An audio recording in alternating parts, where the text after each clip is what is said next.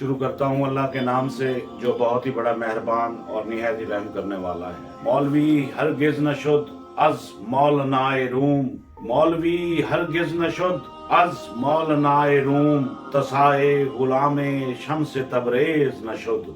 मौलाना जलालुद्दीन रूमी आज की हमारी इस वीडियो का टॉपिक, इस लेक्चर का टॉपिक है, और जिनका शेर मैंने पढ़ा शुरू में, मौलवी हरगिज न शुद अज मौलाना रूम। मौलाना रूम जो फरमाते हैं कि मुझे मौलाना का टाइटल ना मिलता अगर मैं गुलाम शम्स तबरेज ना होता, गुलाम तसाए गुलाम शम्स तबरेज न शुद, कि अगर मैं शम्स तबरेज का गुलाम ना होता, अगर क्योंकि उनके स्पिरिचुअल जो मास्टर थे, उनके जो रूहानी पेशवा थे, वो शम्स तबरेज थे।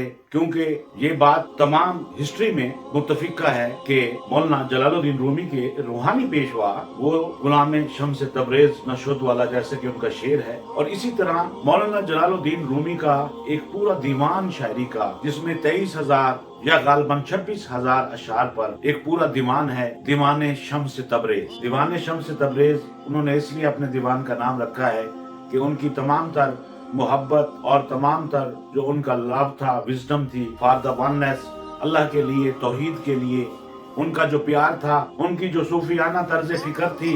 मौलाना जलालुद्दीन रूमी वो 12th सेंचुरी 1207 में अफगानिस्तान के शहर बलख में पैदा हुए। उस वक्त अफगानिस्तान का शहर बलख जो था वो ग्रेटर खरसान ईरान का हिस्सा था। उस वक्त दो सल्तनतें, दो अंपायर, एक ईरान एम्पायर था, ईरानियन एम्पायर, और दूसरा रोमन अंपायर। तो आज हम देखेंगे इसमें ऑटोबायोग्राफी ऑफ मौलाना रूम, और इस बात को डिस्कस करेंगे कि उनकी शायरी ने कितना असर किया, उनके जो कोर्स थे, उनकी जो नसीहतें की गई थी, जो रूमी के वालिद साहब ने वफात के वक्त मौलाना जलालुद्दीन रूमी को जो नसीहत की, और इसी तरह मौलाना जलालुद्दीन रूमी का वो कलाम खास तौर पर जो कि मसनवी मानवी, जिसे इतना ग्रेटर टाइटल दिया गया कि उसे अरबी में कुरान मजीद अल्लाह ताला की किताब अरबी में है, लेकिन इसको इतना टाइटल दिया गया मानवी मसनवी को कि कुरान को अगर फारसी में देखना है तो मसनवी मौलाना रूम को देखो, मसनवी मानवी को देखो। तो हमारी रिवायत में मसनवी मानवी पढ़ाई गई मदरसों में,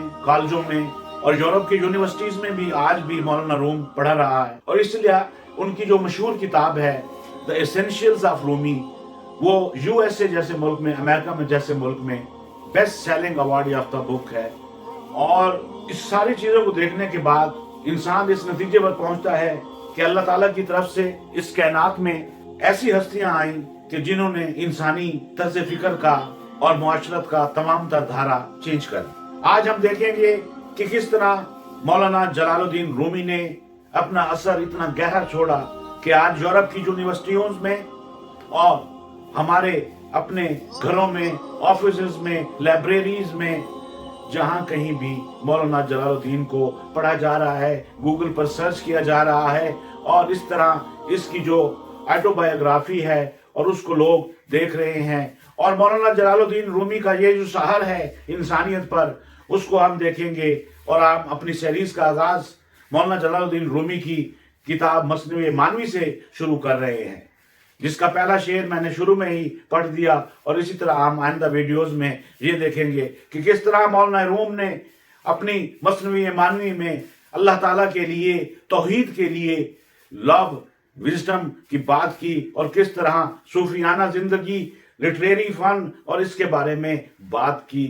तो इस तरह हम आने वाली वीडियो में मौलाना जलालुद्दीन रूमी की मानवी मसनवी, उनकी द एसेंशियल्स ऑफ रूमी, और इस तरह बहुत सी किताबों को देखेंगे।